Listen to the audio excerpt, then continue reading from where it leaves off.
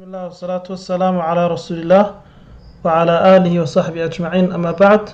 So we're going to start inshallah with Al-Martabatu Thaniya, which is the second level of the religion. We already talked about Islam, and we talked about the pillars of Islam as well. So today inshallah we'll be talking about Iman, which is the second stage, and also its pillars. So the Shaykh said, الإيمان وهو بضع وسبعون شعبة فأعلاها قول لا إله إلا الله وأدناها إماطة الأذى عن الطريق والحياء شعبة من الإيمان وأركانه ستة أن تؤمن بالله وملائكته وكتبه ورسله واليوم الآخر وبالقدر خيره وشره. Okay, and we'll look at the evidence at the end. So the Shaykh said Iman is بضع وسبعون شعبة. It is 72 or 70 and a couple of parts or sections or branches. Okay, so just imagine that Iman, for example, is like a tree. If it was a tree, then it would have 7 branches. Okay, so he said the highest of them is La ilaha illallah. So La ilaha illallah is the most important. Okay, is the most important, or you can say it's the foundation as well. It's the foundation for Iman. Well, and the lowest of them is to remove harm from the path. Okay, so a simple Iman, it also includes simply removing rubbish or anything harmful from people's pathway, so they don't get harmed. Okay, or they don't feel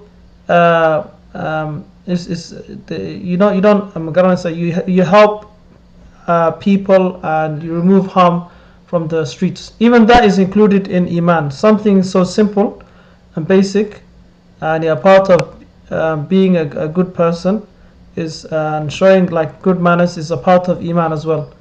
وَالْحَيَاءُ شُعْبَةٌ مِنَ الْإِيمَانِ, and also modesty or bashfulness is a part of Iman. Okay, and it's mentioned out of the 72 branches, the highest is mentioned, which is La ilaha illallah, or the most important, and the least important, which is simply just removing something from the road. Okay, so it doesn't harm other people. And haya, showing modesty and bashfulness, is also mentioned. So it shows the importance of all of these. Okay, that haya is also important, or modesty or bashfulness. It helps a person to do the good. Okay, because the person will be afraid to fall short. Like you feel shy to face Allah subhanahu wa ta'ala on the day of judgment, when you have not fulfilled his duties. Also, the person will feel shy if he's falling into haram acts or sins. Like you feel shy when you, for example, when a person is committing something they know is haram, okay, but if they're with their friends, it doesn't really bother them. But when they see someone who is important to them, like their parents, or they see their ma'alim or sheikh from madrasa, or the imam, they feel this shyness and a bit of guilt. So that's a part of Iman. Okay, so the Prophet ﷺ also saw one man telling his friend off, saying, don't be shy, don't be shy. And Muhammad ﷺ said to him, Al-Haya'u min al-Iman.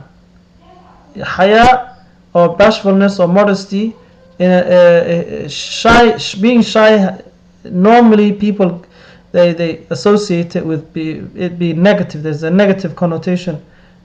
People think that being shy is that you're weak, you're not you're quiet, you're not open, and you're not confident. But in Islam encourages a person to be shy, because a person who's shy is respecting others, thinking about what they say, how people see them. Obviously, it has a limit, so you don't feel shy of doing things which are duties. Okay, so the Prophet ﷺ also said that as well in another hadith, when a woman came to Muhammad ﷺ and she asked a question, but before she asked the question, she said, she said, "Inna Allah la yastahi min al-haq." Allah is not shy of mentioning the truth. Okay? So, then she asked the question relating to something that relates to women. So, even Aisha radiallahu anha, who was with the Prophet ﷺ, or one of the wives of the Prophet ﷺ, felt so shy, okay, to listen to what this woman was saying. But still, Muhammad ﷺ answered it, and it was not considered something bad. So certain things people think you should be shy to talk about, which is relating to religion or relating to your worship. Then the person should not feel shy to ask. Okay, but it's when you feel shy of like doing the khair, the person should not feel shy of doing. Like someone might say, "Oh, I feel too shy to pray around people or looking at me." No, that's not good. You shouldn't feel shy. But generally speaking, being shy and modesty and bashfulness, and this is encouraged in Islam. Okay, and it's actually what kind of holds the person's iman together. So there's one poet or one sheikh or someone who said these words. He said, وَيَبْقَى النَّاسُ مَا he said, if haya or bashfulness goes, or modesty and shyness goes, then people will go. Just like وَيَبْقَى الْعُودُ مَا بَقِيَ اللِّحَاءُ. Just as if the the oud, or the scent, the incense, when the stick is burnt out, then obviously it's finished as well. The smell also goes. So he's saying that if people lose haya, or they lose this modesty and they don't feel any shame, then the generation, the people in general will also be destroyed. Humanity will be destroyed, or that community will be destroyed. Okay, so haya, bashfulness, it stops a person from falling into illicit acts, relationships out of marriage, a way a person dresses. Okay, so when people lose haya, then the basic elements of society is gone. Anyway, move on to the next bit. The Shaykh says, وَأَرْكَانُهُ سِتَّةٌ. Iman has 6 pillars. The first one is أَن تُؤْمِنَ بِاللَّهِ, to believe in Allah, to believe in His angels and malaikatihi, وَكُتُبِهِ, to believe in Allah's books, okay, وَرُسُلِهِ, to believe in the prophets, the messengers, to believe in the last day, and to believe in qadar, which is the predestination, the good and the evil that has been decreed. You can hear me, yeah? Mm-hmm. Yeah. Okay, so we're not going to go into too much detail regarding them. Probably, I think we might just do just Iman today. So the Shaykh said, because this is also mentioned in the hadith, the Prophet ﷺ was approached by Jibreel ﷺ, and I think the hadith is going to come anyway. So we'll look at that. But anyway, if we say to believe in Allah, what does that include? To believe that Allah is the creator, the sustainer, the provider, to believe in Allah's names and attributes, to believe Allah subhanahu wa ta'ala deserves all worship. Okay, the 3 categories of Tawheed inshallah we'll cover. Also,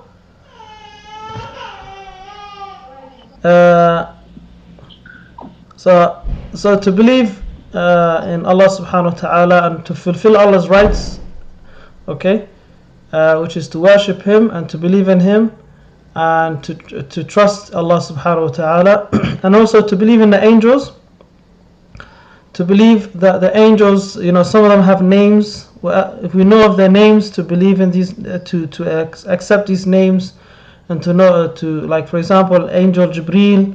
Okay, so we know about Angel Jibreel, the angel that comes with the revelation. We know about angel.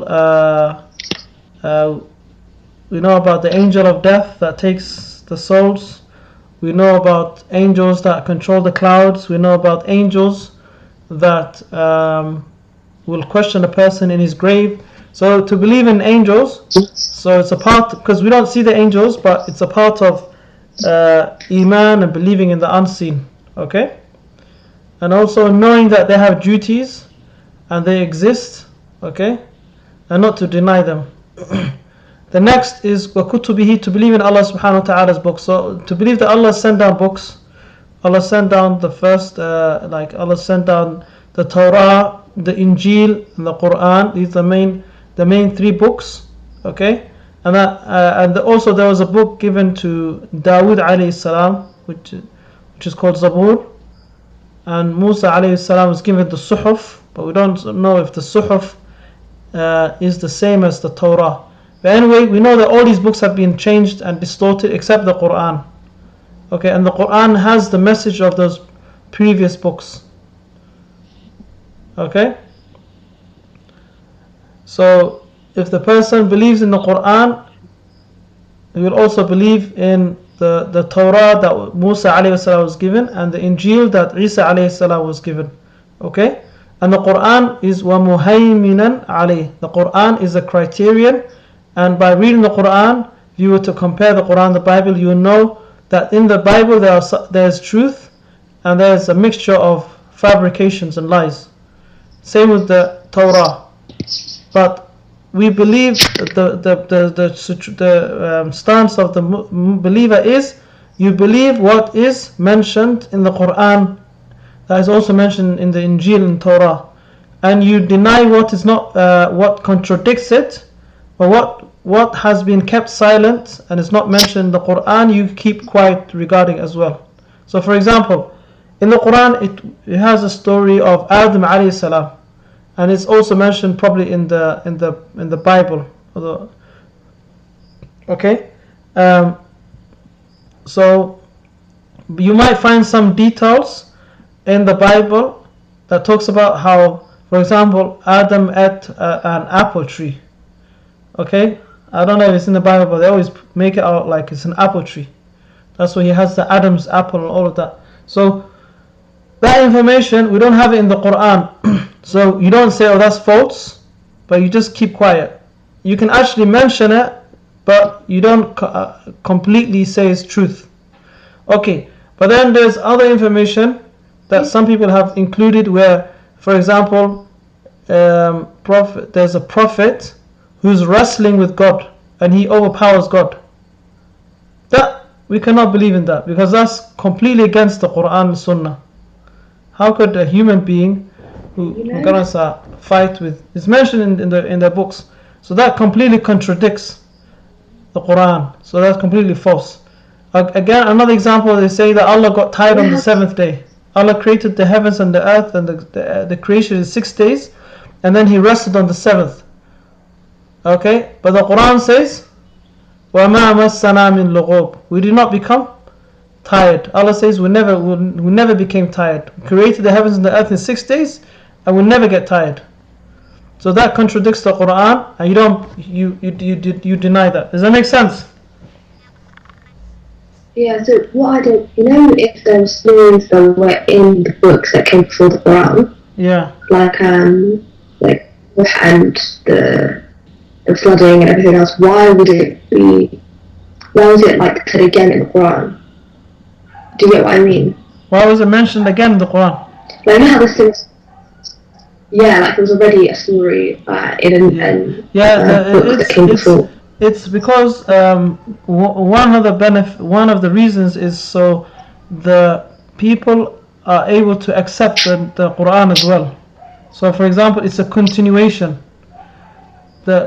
Many Muslims, for example, the people who believed in Isa alayhi salam, or even those who changed the religion and came up with Christianity and made Isa into a god. And there's a lot of people who are looking for the truth, but they're just misguided because those before them changed the book and changed the religion. So when these people find that the Quran, the same stories that are mentioned in the Bible are also mentioned in the Quran, that helps them to accept the Quran. Oh, right, okay. Yeah, so it helps them to. So even Allah subhanahu wa ta'ala mentions that Muhammad sallallahu alayhi wa sallam came to confirm what other prophets mentioned. So all the prophets came with the same message. Okay, they all warned, they all talked about the prophets before them. They talked about Adam, they talked about So it was just different, like Muhammad sallallahu alaihi wasallam said in the hadith, all the prophets are like, they're like brothers, but from different moms. Okay? They're like brothers, but from different moms. Meaning, the source is the same, as if all the prophets, they've come with the same message, the main message, but the implementation, according to their time, was different. Okay? But they all had the same message. So they were given different laws. They were given different laws, but the main message of Tawheed, the worshipping Allah, was there. And believing in the last day was always the same. Okay. Also to believe in the prophets and the messengers. So we believe in all the messengers. If you deny one messenger, you have denied all of them. Okay? So the person believes in all the messengers. He respects all the messengers. This is mentioned in the Quran. That's why we believe in the same. We believe in Musa, we believe in Isa, we believe in Muhammad sallallahu alaihi wasallam, we believe in Adam. And you find that the Christians, they believe in Jesus and the prophets that came before. And then the Jews only believe in Musa, they don't believe in Isa.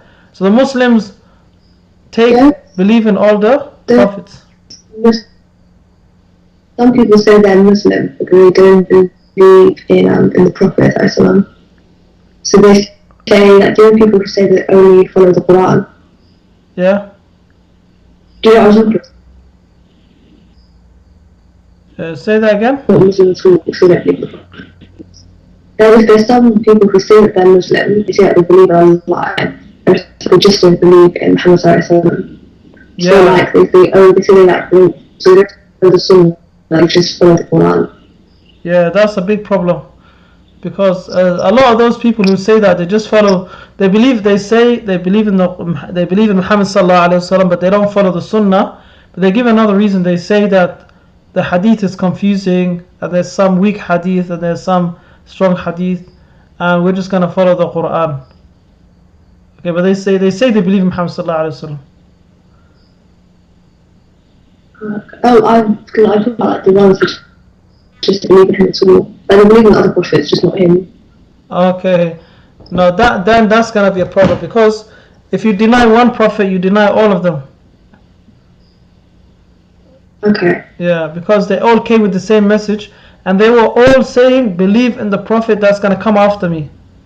So if you disbelieve in one of the prophets, like for example, the Jews, they only disbelieve in the Jews, they disbelieve in Isa and Muhammad sallallahu alaihi wasallam. The Christians, they don't believe in Muhammad sallallahu alaihi wasallam. So they stopped. The Jews stopped with Musa, and the Christians stopped with Isa. So the Christians actually believe in Musa and Isa somehow, and all the other prophets, but they didn't want to believe in Muhammad sallallahu alaihi wasallam. So as Muslims, we believe in Muhammad sallallahu alaihi wasallam and all the other prophets, Isa and Musa. So that's the way it's supposed to be, because it's like you can't say I believe, I will believe in some of the book. You have to believe in the whole book, the whole Quran. You can't say I'm going to believe in half of Islam and not the other half. So. And the next, so the prophets, we know about their names, we believe in them, we believe that they were trustworthy, we don't say anything bad about any prophet, okay? We know Allah subhanahu wa ta'ala forgave all the prophets, and they're the best of mankind. And so, for example, so we don't ridicule any prophet or speak badly of any prophet. The next is وَالْيَوْمُ الْآخِرِ, to believe in the last day. We believe in the last day. We believe that only Allah subhanahu wa ta'ala knows when it's going to take place. We know it's going to happen all we know that it's going to happen on a Friday. Okay? We know that there are signs before that. There are major signs and minor signs. There's 10 major signs. Okay? And there's many minor signs. So the major signs are that the sun will rise. For example, there will be Isa alayhi salam will come down because he was taken up. Mahdi would come. The sun will rise from the west. There will be a beast talking to the people. There will be Ya'juj or Ma'juj, and also there will be an earthquake in 3 locations, 3 major earthquakes. There will also be a fire that will be pushing people towards the place where there will be the judgment. Okay, I don't know if I've mentioned 10. Was it counting? We wasn't counting. Sorry. Khair, inshallah. Okay, anyway, so we believe in also Yawm al-Akhir includes also the believing in the grave, the punishment of the grave, the bliss of the grave, believing in Jannah and Nar, paradise and hellfire, and all of that. So believing in the next life, you have to believe in that. You can't believe in you can't say I'm not going to believe in the punishment of the grave or what happens in the grave, or I'm not going to believe that there is for example, certain things are going to happen. You can't use logic to say, oh, how could this happen, how could this be possible. So you can't use logic, you have to believe in it, because it's something that we cannot fully understand. Also, وَبِالْقَدَرِ خَيْرِ وَشَرِّ, to believe in predestination, that everything is decreed. Okay, everything that happens is decreed and written by Allah, but you have a choice as well. وَمَا تَشَاءُونَ إِلَّا إِنشَاءَ. So people have a choice, but they're not forced to do. They're not forced to do what has been decreed. Okay, Allah Subhanahu wa Taala said, and Qadr is the hardest to understand. Qadr is the most.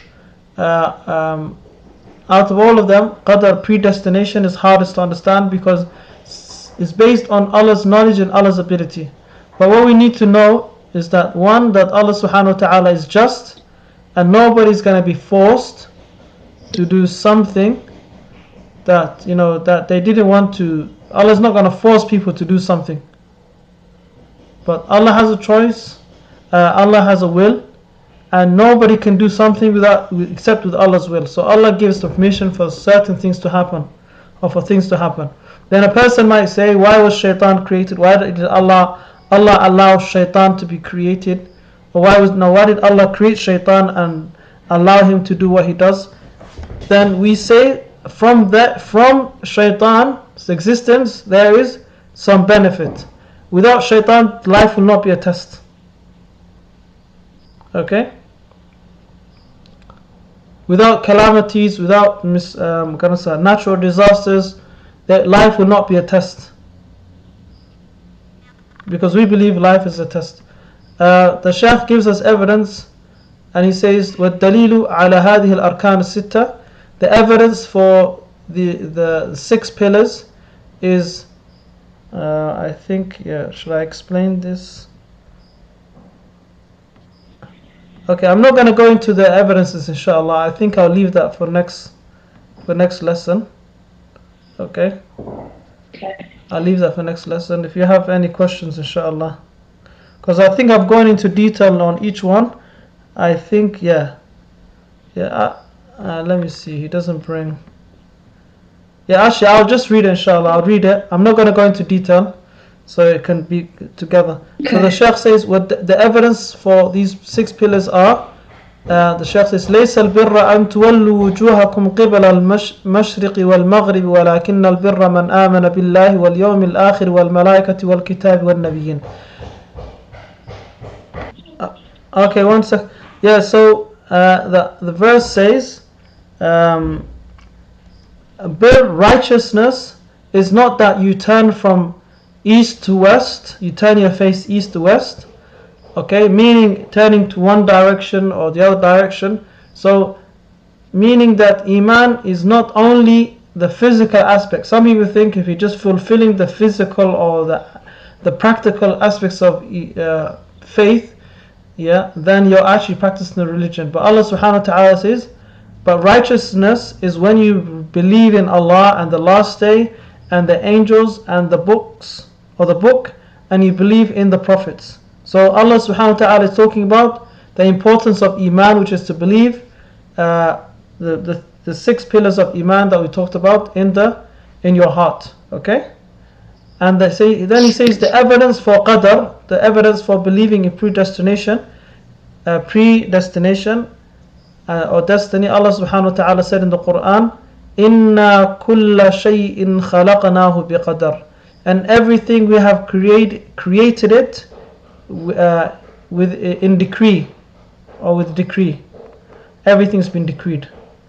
Khair, inshallah. I'll stop there. Do you have any questions?